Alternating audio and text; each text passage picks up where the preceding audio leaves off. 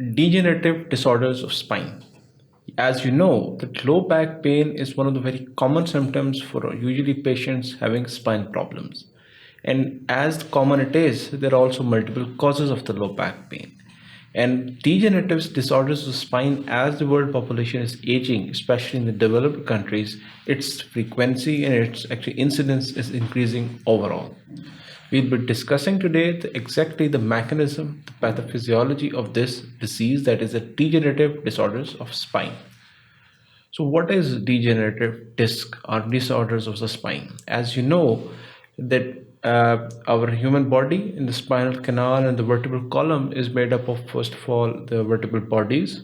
In between the two vertebral bodies, there is actually the disc or intervertebral disc, which is composed of annulus fibrosus and nucleus pulposus. Now, when you are discussing the diseases, actually it starts, there is a sort of overlap of the problems and symptoms, especially in the case of the low back pain, lumbago, chronic failed back syndrome, intervertebral discs, spinal stenosis, they gradually come up, and there's a step ladder pattern that once the problem starts, it progresses to another issue, then to another issue, and eventually to another problem. So the problem starts with the intervertebral disc degeneration. Why would this degeneration occur?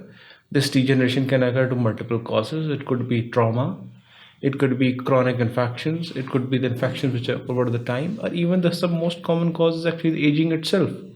That end plates get erosions, there's actually collapse of the vertebral disc, and as a result, there is no cushion effect, or this flexible cushion which is present between the two vertebrae is actually lost over the years.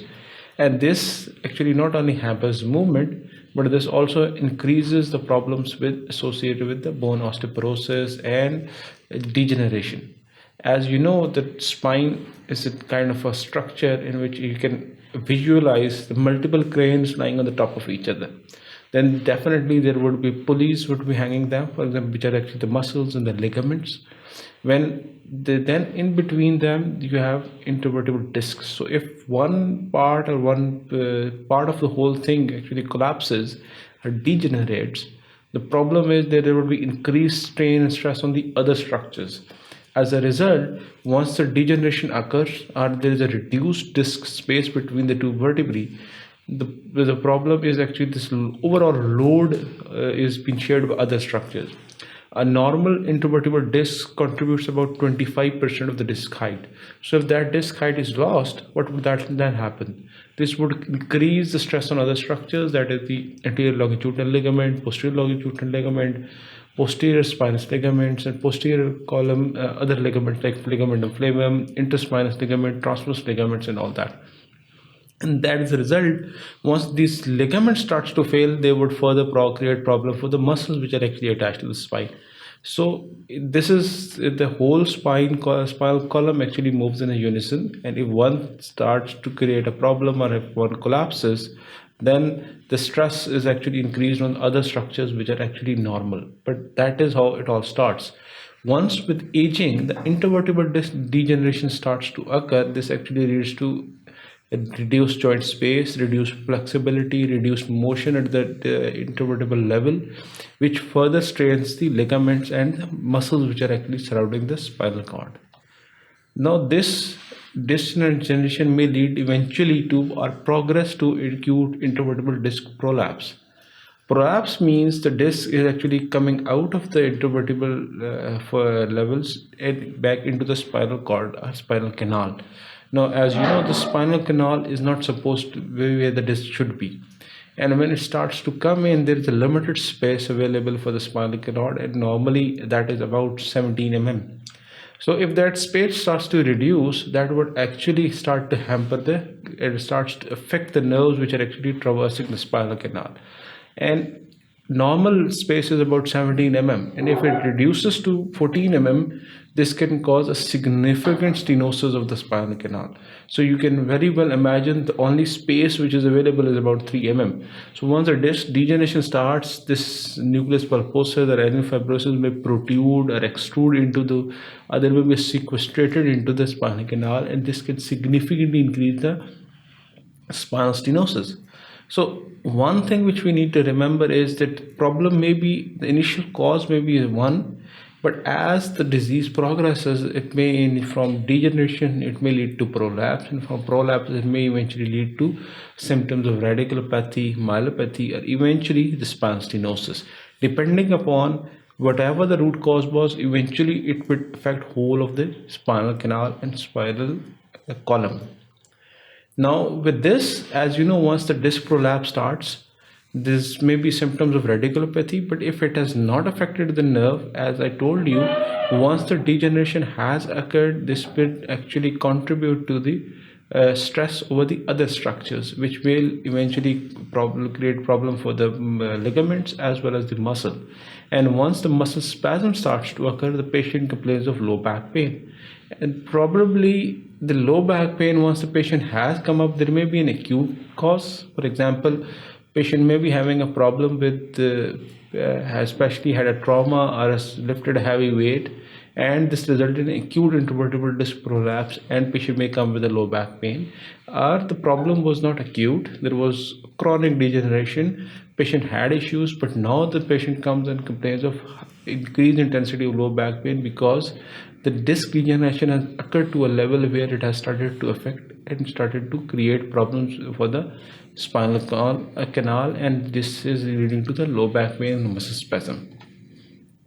Now this is, once that starts to happen, there may be also erosion and degeneration of the spinal other segments as well. For example, due to ligamentous instability, disc degeneration, facet joint degeneration, facet joint instability, one vertebra may slip over the another, and once that starts to happen, this further reduces the spinal canal volume.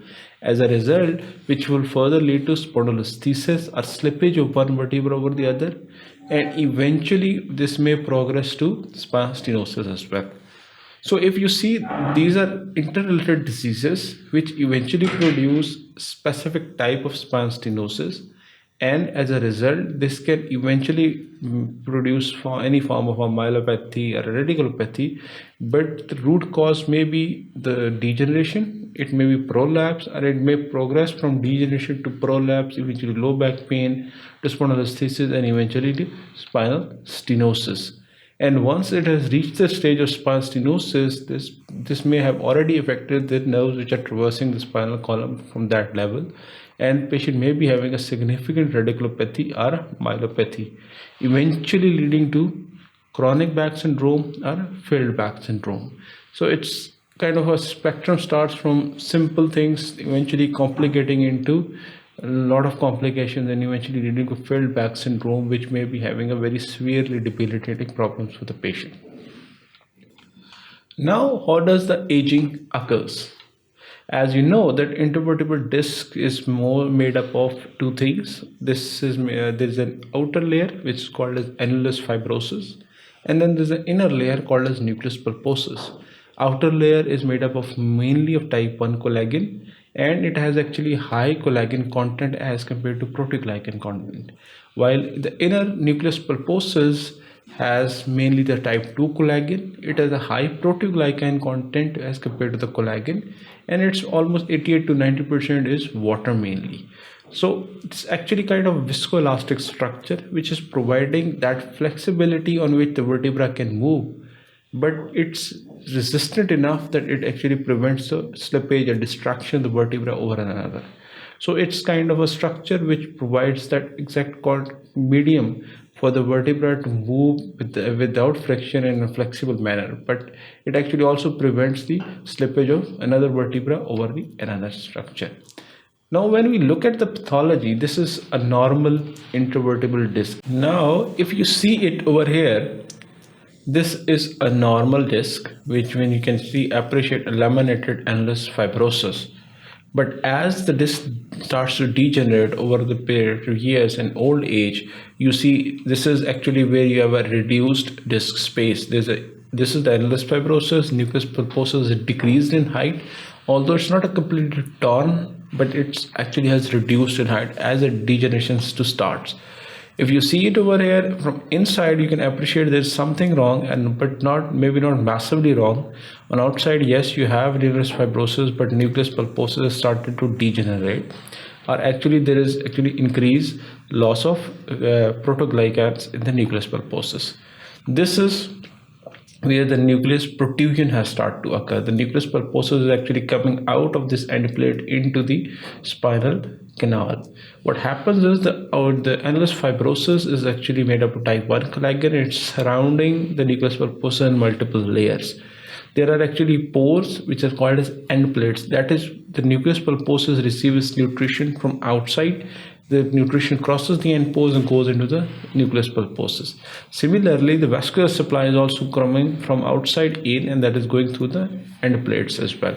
So as it starts to degenerate, it's actually coming out and creating more problem. Now the significant degeneration has occurred, and nucleus pulposus actually sequestered out of the annulus fibrosus. And this is where it has almost as a vacuolated appearance to the nucleus pulposus, leading to marked degeneration of the nucleus pulposus. This is what exactly happens. Once this starts to happen, now this is the vertebral bone, this is the end vertebral bone. You can very well appreciate, now this cannot stay over there, and this would definitely collapse.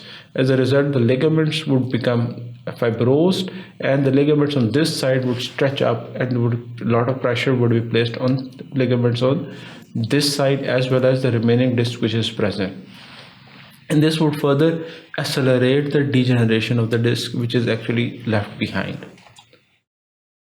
Now when we are viewing a patient with the low back pain, we have to get detailed history and examination and rule out the possible causes. But first and foremost, we always go for the lumbosacral spine x-rays, which is the AP and the lateral view.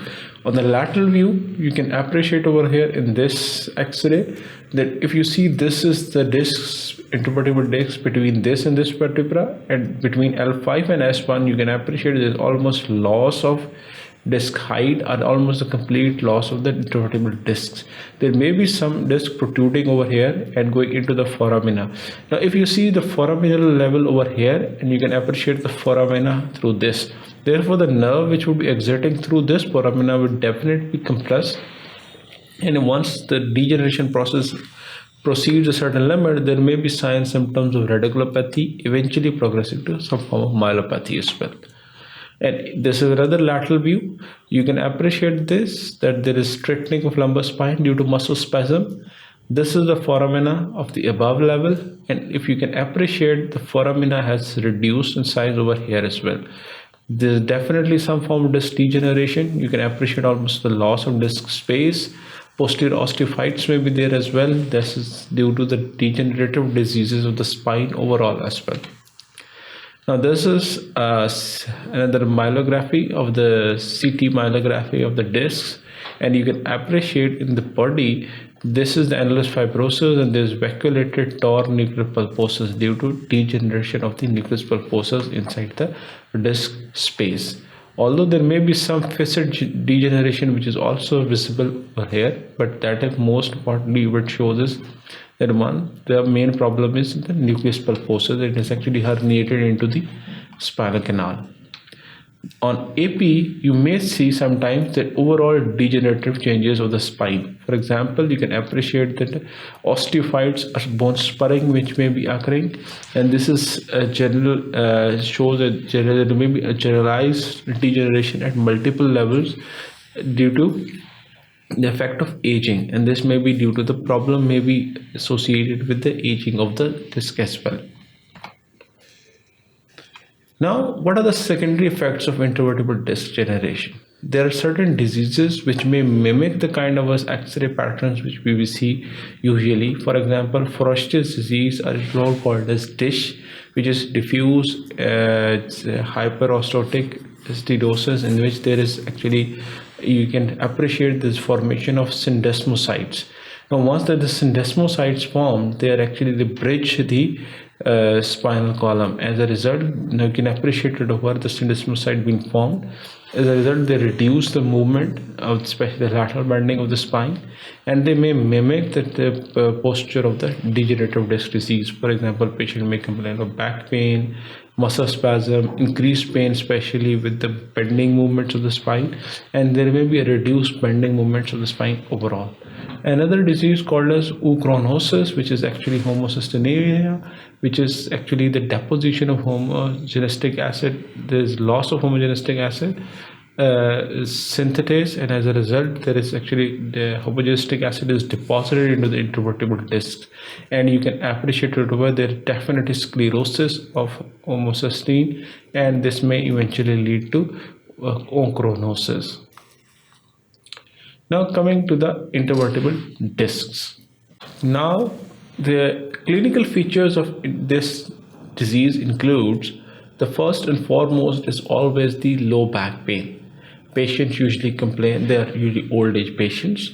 They have at least, they may be present about in 40s or 50s, they may be in their 40s or 50s, and usually they have associated a chronic tendency of having a low back pain.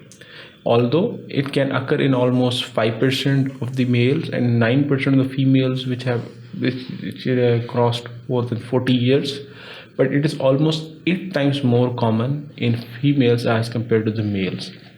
There are certain factors which may be leading to this sort of a discogenic pain or intervertebral disc degeneration. There may be this may be due to, one of the reason is increased facet joint instability. There may be more sagittal angulation of the facet joints. There increased ligamentous laxity due to certain hormonal effects, and there will be increased disc degeneration as well. And all these features actually leads to this discogenic back pain or intervertebral disc degeneration more common in females as compared to the males. And you get in imaging, along with the low back pain, there may be problems such as problems with the pain on the bending movement, especially forward flexion and lateral bending, or even the backward extension as well.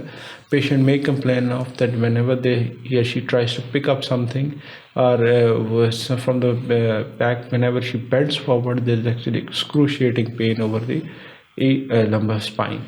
When we get an imaging, what we get, usually do an X-ray lumbosacral spine epilateral view. We can go for CD or MRI. Discography was also being done, but now it has been abandoned because it has been proven that doing intravenous discography has actually increases the intervertebral disc degeneration of the end plates and predisposes the patient to more loss of disc space as for the compared to other modalities. And now MRI has been the gold standard, and we usually go for MRI after going for the X-rays. If you see, this is an MRI which is showing this is the loss of disc space, and this has actually protruded out into the spinal canal, and you can appreciate the spinal stenosis may be marked over here as well. Similarly, this is another MRI with a gadolinium scan, and you can appreciate the loss of the disc space. This is definitely some form of pathological processes in the vertebral end plates as well. This may be protruding into the spinal canal. Now this is another in which you can appreciate this is not marked, but there is some loss of the disc space, and some intervertebral disc is degenerating into the spine as well. Similarly, over here, this is a marked loss compared to the over here, but there may be no protrusion at all. So this is also showing, if you can appreciate, the disc space is lost, but it's actually protruded anteriorly rather than being posteriorly, and spinal canal may not be stenosed as compared to this which is mostly, it has actually gone back in, and this may cause symptoms of radiculopathy or myelopathy as well. Now coming to the acute intervertebral disc prolapse. Now acute causes actually could be due to, there may be loss of nucleus pulposus, there may be the whole of the intervertebral disc may be bulging into the spinal canal, or there may be actually protrusion or even sequestration as well. If you see this is a normal disc. This is how it should look like, and there is nucleus pulposus, there is annulus fibrosus around it. If you see this, there's a protrusion of the disc as a whole. Both the annulus fibrosus and nucleus pulposus are actually protruding into the canal, and the facets joints are over here. Therefore, the foramina become stenosed or at least reduced in size, and there's a ligamentum flavum behind it which actually progresses it to this level. Now, extrusion, the ruptured annulus and the ligament, there's extrusion in which actually the annulus has ruptured. Nucleus pulposus extruded into the canal, and this is actually a sort of a more complicated issue in which the more of the nucleus pulposus is lying inside, the flexibility of the disc would be lost. Sequestration is when this part which is actually extruded in detached from the nucleus pulposus and is lying into the spinal canal freely. This is the sequestrum or sequestrated form of nucleus pulposus which is lying into the spinal canal. Usually protrusion, extrusion and sequestration, they all produce the symptoms of spinal canal stenosis. Why? Because when the spinal canal gets stenosed, there may be impingement of the nerves leading to radiculopathy, or there may be the associated with ligamentum hypertrophy as well, which may further actually reduce the volume of the spinal canal. Therefore, eventually, all these leads to degeneration of the joint displacement. You can appreciate the reduced disc height, which may be seen eventually as the acute intervertebral disc prolapse progresses to chronic intervertebral disc degeneration. Now, clinical features. The first and foremost is almost acute is that there is severe back pain, and usually there is associated antecedent history of some form of a trauma or lifting of heavy weight. There may be associated sciatica symptoms that patient may complain of buttock pain or thigh pain, which is radiating towards the both legs in the gastroc region. Or there may be increased pain with the cuffing because intervertebral disc interabdominal pressure increases, and this may lead to increased pain and impingement of the anterior longitudinal ligament. Maybe a numbness in the one of the legs or in any one of the areas of the nerve involved. For example, if it is L4 or L5 nerve is involved, then that would probably lead to pain over the numbness over the anterior shin and exactly on the medial aspect of the foot. But if it's L5, that would lead to the numbness over the dorsum of the foot. There may be cauda equina syndrome or equina compression, which is actually constellation of symptoms which is due to increased compression of the lumbar spinal nerves in the spinal canal. Then there may be spinal tenderness, especially if it is secondary to some form of an epidural abscess or infection. There may be not only associated tenderness, but there may be muscle spasm as well.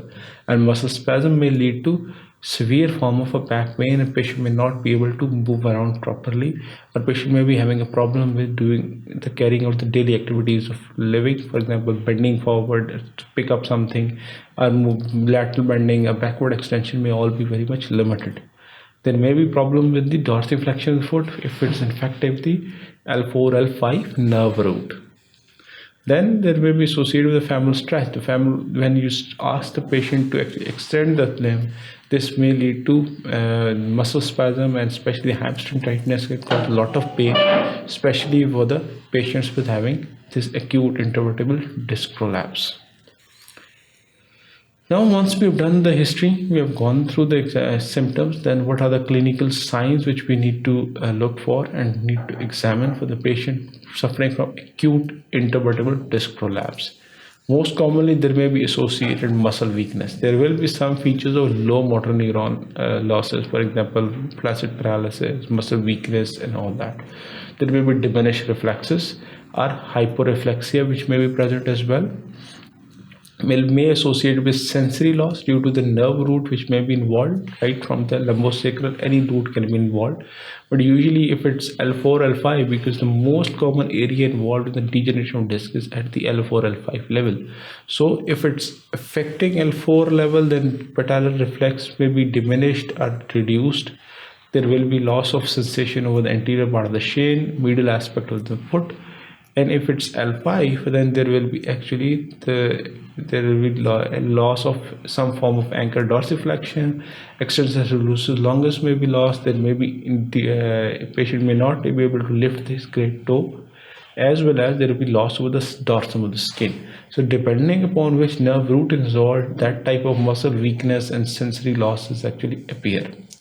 Then there will be a knee flexion. For example, if it's involving the L5 nerve root, then there will be loss over the lateral border aspect, as well as the hamstring may be weak as well, leading to decreased knee flexion. Or even if patellar L4 root is involved, then maybe actually the quadricep reflex or the patellar tendon reflex is weak. Therefore, the knee extension may also be weak as well. Then comes the big toe extension. That is due to the weakness of extensor hallucis longus, and that is usually when the L5 nerve root is involved. There may be a loss of big toe extension, and when big toe the loss is there, that is due to the weakness of extensor hallucis longus, and that is when the L5 nerve root is mostly involved. Now there are different, once we have taken the history, done the examination, then we have to go for the imaging. When we are talking about spine, it always starts with the x-rays, and for lumbosacral region you have to get lumbosacral AP and lateral view. And what to look for on the AP and lateral view? We look for the disc spaces, orientation of the facet joints, whether are they more sagittally or coronally oriented. And then when we are getting the lateral view, we look for the foraminal stenosis, lumbar spine tenderness, muscle spasm, as well as any reduced joint space or intervertebral disc collapse as well. Then we can also go for the CT or even the MRI as well. If you see it over here, you can appreciate that this is the nucleus pulposus, and actually it is herniated out into over on one side, which means there will be definitely compromising the right side. It may be causing paracentral central stenosis of the right side at this level. Now if you see it over here, this is another MRI. You can appreciate this is a normal disc. This is a degenerative disc which is actually protruded out into the spinal canal and may cause significant spinal stenosis. Similarly, this is another coronal view.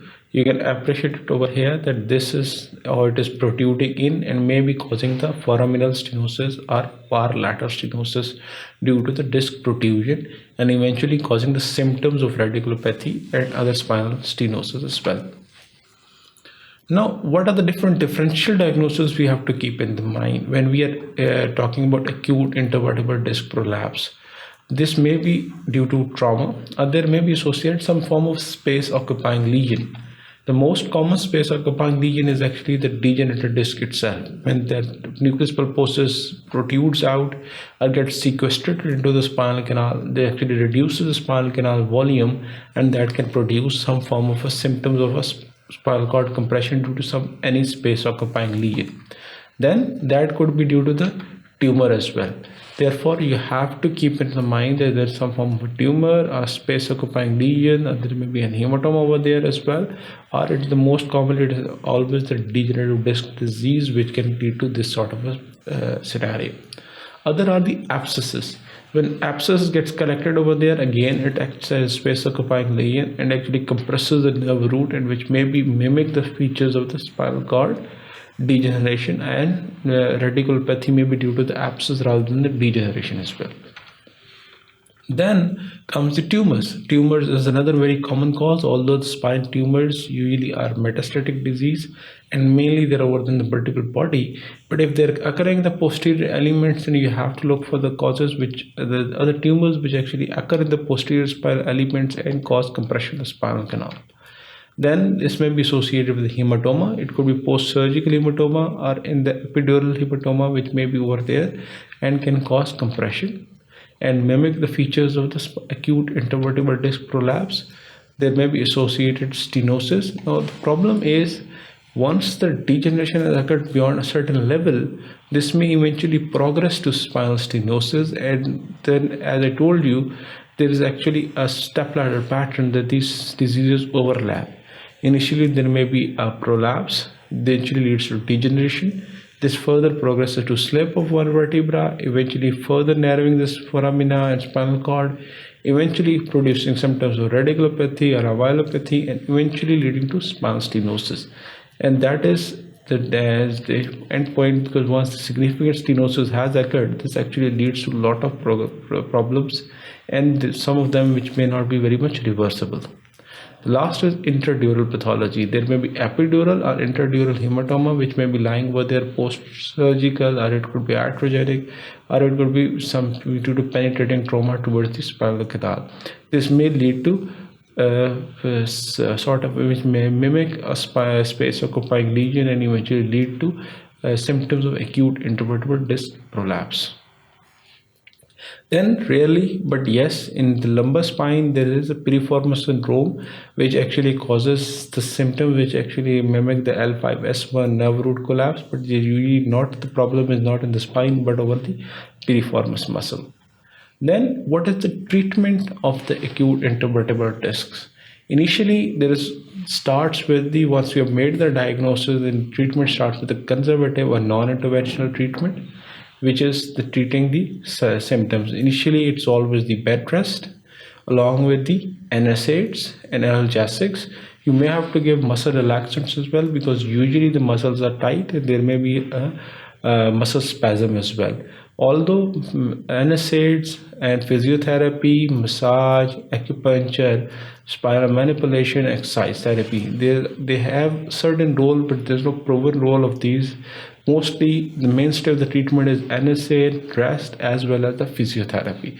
You ask the patient rest a few days. Once the muscle spasm settles down, ask them to do all the physiotherapy and how much stretching that can be done. This always, eventually this prolapse will get better over a few weeks. Once we have, there may be a recurrent prolapse, or the patient may be having a problem which may persist for months, and because the degeneration has been so much that this is actually leading to some form of radiculopathy, myelopathic symptoms, or maybe some form of spinal stenosis. Therefore, once that stage actually has achieved, then we may have to go for some form of interventional treatment. Interventional treatment means some form of surgery which needs to be done to relieve the disc of its problems, which may include epidural corticosteroids. Now, epidural steroids actually decrease inflammation over there, and they may actually improve the symptoms over for a few months to years as well. Other is automated percutaneous discectomy, which is where the problem is. You can remove that bulge, which is actually bulging into the disc, that part. This is called as microdiscectomy. Now there is another form treatment called the laser discectomy, in which laser actually used to burn that area only which is actually protruding into the spinal cord, and all the other disc is actually preserved. And then percutaneous disc decompression, which can also be done as well, that you put the puncture in the place where the disc is bulging, you suck the nucleus pulposus out, and it actually reduces back, and that is why the spinal canal is relieved of its pressure symptoms. But all these automated percutaneous discectomy, laser discectomy, percutaneous disc decompression is actually done quite early in the disease. Once significant intervertebral disc prolapse has occurred, or a significant degeneration has occurred, this sort of a percutaneous methods actually do not work, because you cannot use multiple percutaneous injection to remove different parts and still keep the degenerative disc over there, because the degeneration has actually progressed not from the disc, it has actually gone into the vertebral endoplates as well. And as a result, despite the surgery, patient would still complain of the same back pains and problems which was present at the before the start of the surgery. Therefore, sometimes once the a certain stage has reached and degeneration has gone certain level, then we have to go for some form of open surgery or a more radical form of a surgery, rather than doing these percutaneous methods, which are, although minimally invasive, very good in early stage diseases, and treatment is very effective in initial stages and relieves back pain. But once significant degeneration has occurred, these methodologies actually does not really help the patient. The patient may not be very much satisfied with these surgeries. Therefore, then you have to go an extra bit from this onward, that is the disc decompression.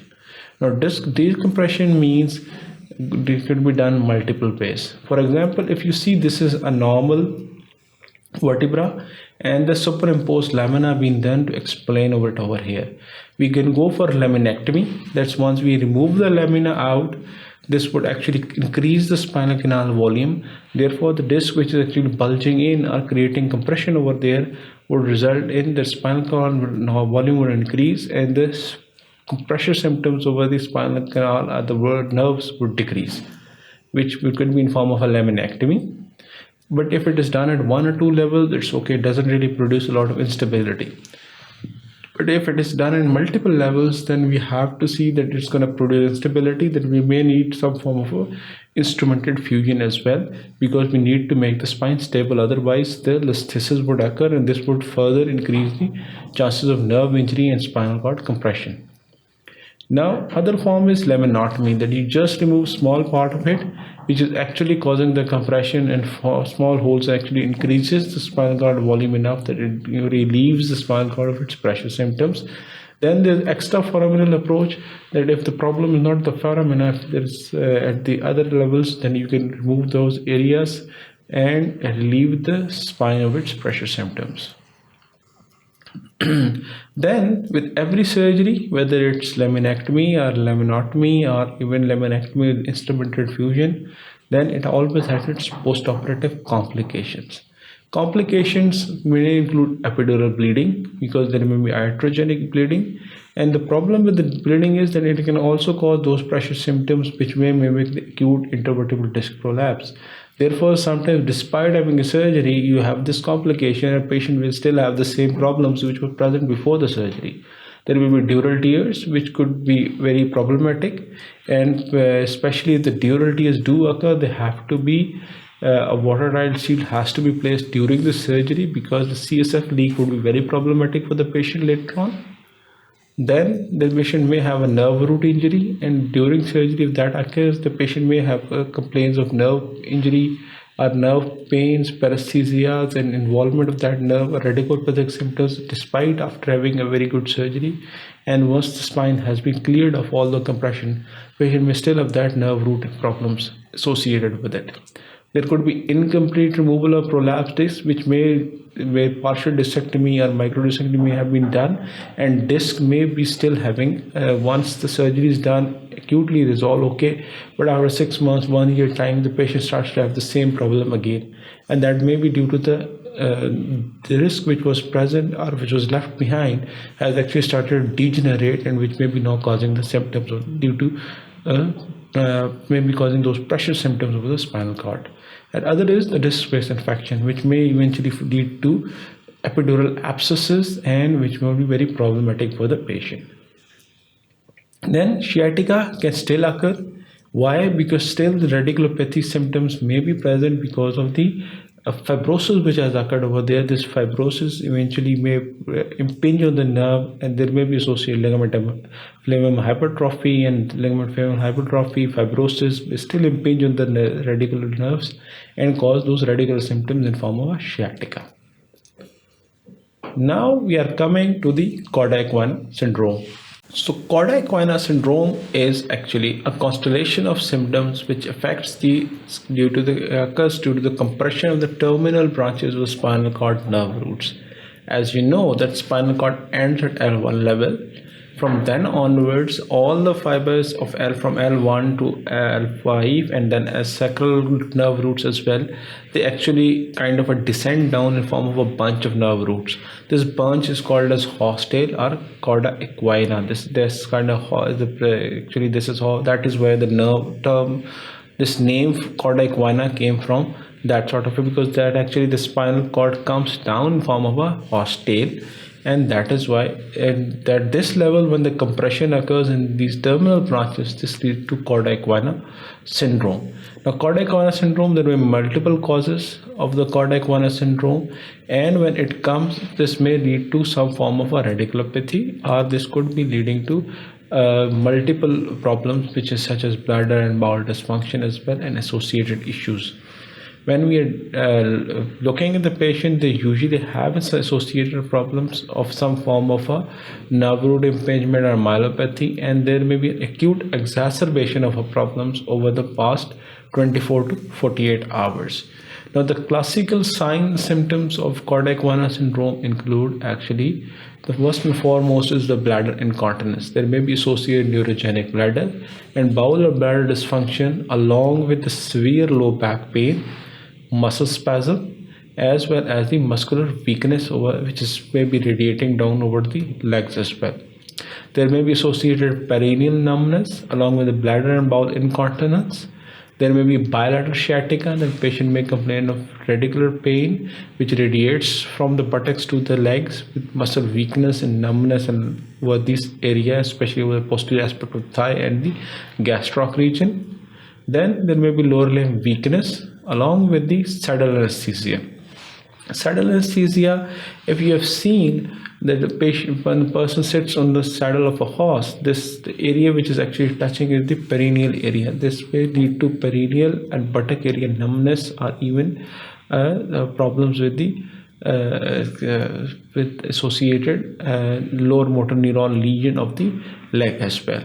The classical sign is that it may mimic some severe form of sciatica as well. There's usually associated cross straight leg sign, the Lasik sign may be positive as well. And then there may be associated problems, for example, bowel bladder dysfunction, saddle anesthesia, and muscle spasm and lower motor weakness. Now, these are the classical symptoms of acute intervertebral disc prolapse leading to cauda equina syndrome.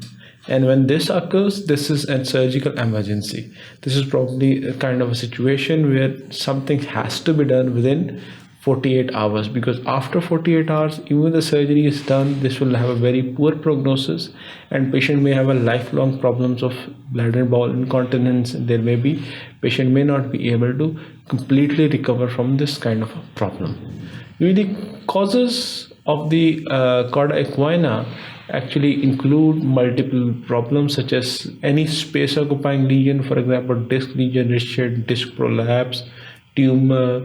There may be epidural abscess or there may be epidural hematoma. All this which can compress the terminal nerve roots or that horse tail which is actually coming down can result in a cauda equina syndrome. The treatment of cauda equina syndrome is always urgent surgical decompression, and that is the surgical decompression has to be done within 48 hours. Doing surgical decompression after 48 hours would lead to patient may have residual problems for life, and therefore such as bladder, bowel incontinence may be present for lifelong. Therefore, you have to decompress the spinal cord before 48 hours, which may be in form of a laminectomy, may be associated with some form of a stabilizing procedure such as posterior instrumented fusion or not. But decompression is mandatory so that the patient does not have a problems for life later on. Now coming to another problem which is called low back pain or chronic low back pain. This is actually there may be the number of causes which patient may present with low back pain. Which may start right from the myofascial pain or muscle spasm, or it could be some form of acute intervertebral disc prolapse. There may be a chronic degeneration of disc, or problems like space occupying lesions such as tumor, epidural hematoma, epidural abscess. There may be some form of a fibrotic or iatrogenic injury as well, or all even the cauda equina syndrome. Now these all can present with low back pain, and whenever a patient may have this sort of symptom, this could be even a low chronic failed back syndrome or a lumbago, which is usually has to be differentiated or something which is very important as well.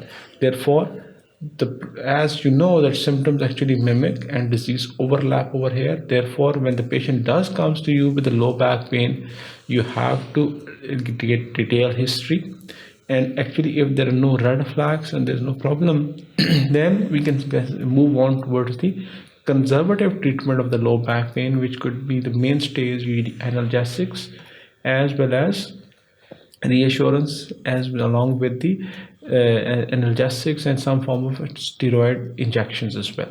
We can give them epidural steroid injections along with the activity modification and physiotherapy. Acute medications from NSAIDs can also be given, and usually the mainstay is always the NSAIDs, analgesia, physiotherapy. If it still doesn't work out, then we have to go for some form of injection steroids.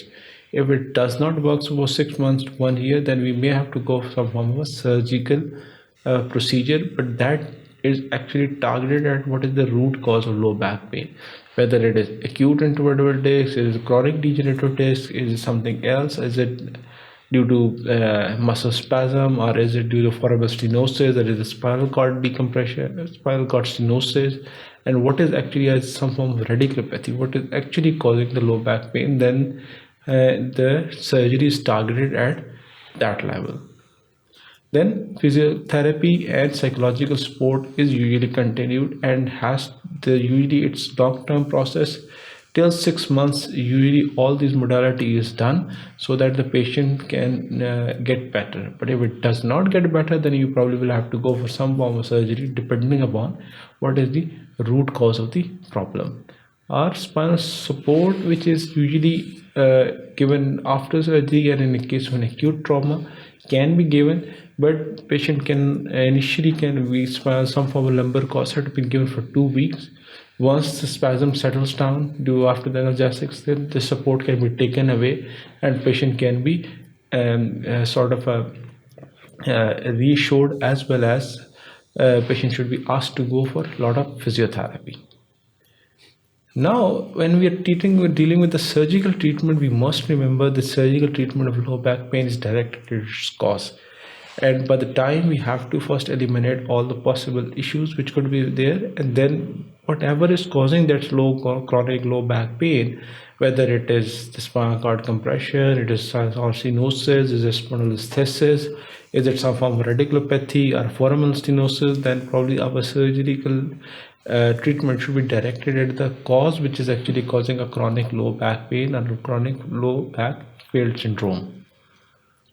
In this section, we have briefly covered over the certain diseases which may affect the disc spaces of the old age. We have covered the disc degeneration, which may be acute, can lead to any form of a trauma or lifting heavy weight.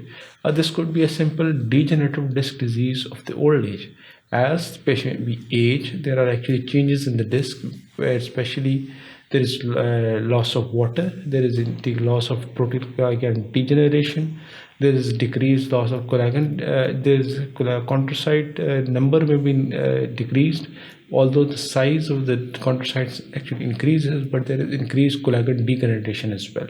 There may be increased keratin sulfate accumulation, and all this actually makes this viscoelastic structure less viscous as well as less elastic, and as a result, therefore, the problem is with the over the years the disc degenerates, and once it starts to degenerate, it may present with the symptoms such as low back pain, decreased movement of the lumbar spine, increased pain with the postural, especially forward bending or backward bending of the spine, and this eventually progresses from disc degeneration to radiculopathy, myelopathy, eventually further decreasing the spinal canal volume, eventually progressing to spinal cord stenosis. The mainstay of all this is actually initially that we start with NSAID, analgesics, physiotherapy, and exercise therapy. Once we have if the patient's symptomatic treatment with the symptomatic treatment patient becomes better, that is okay.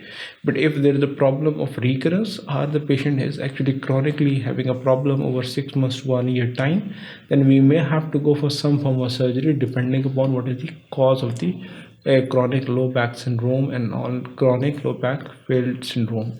And therefore, once that occurs, we have a surgery is directed at that cause. And the surgical treatment may be simple form of rhombonotomy, laminectomy with or without instrumentation, or even simply the microdiscectomy or discectomy may also be done depending upon how much disc is involved, how many whether there are acute symptoms or there are chronic symptoms, and how much the degeneration is present. Therefore, all that leads to our surgical decision making, whether what type of surgery we need to perform. Thank you very much. Keep watching sqadia.com.